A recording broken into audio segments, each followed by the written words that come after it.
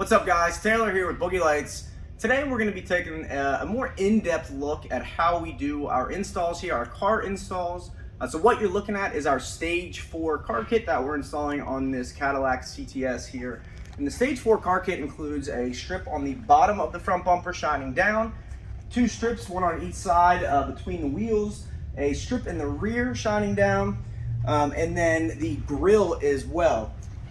So when we do these grills here in the shop, we almost always remove that plastic front bumper there to get to the metal bumper here.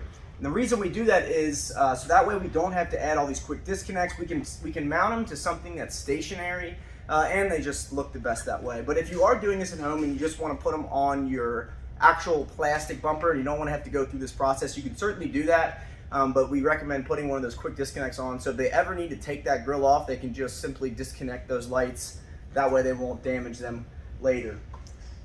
So most of these grills are actually a lot of the same when it comes to removing them. There's usually a couple pop-up pins in here first, and then about 6-7 bolts at the top.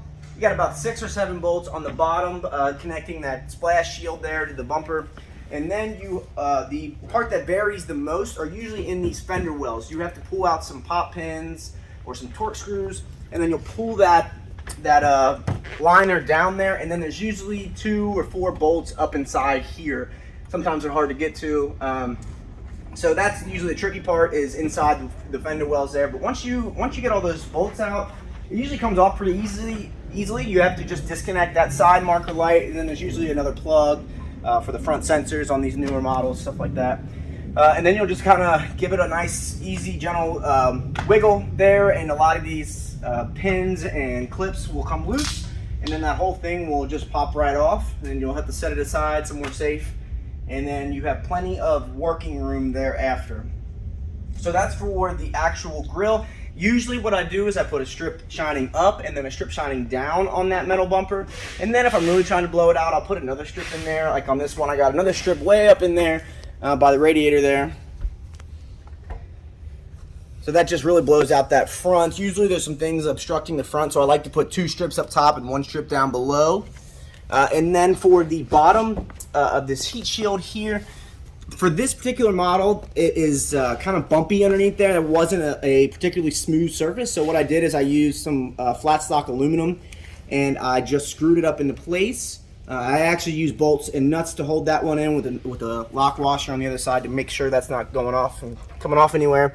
And then you can see what I did here. I just coiled up some extra wire and zip tied it there, so that if, say she ever takes it into a body shop and they need to pull down that splash shield, they can just simply cut that zip tie there, and it will give them plenty of working room if they need it.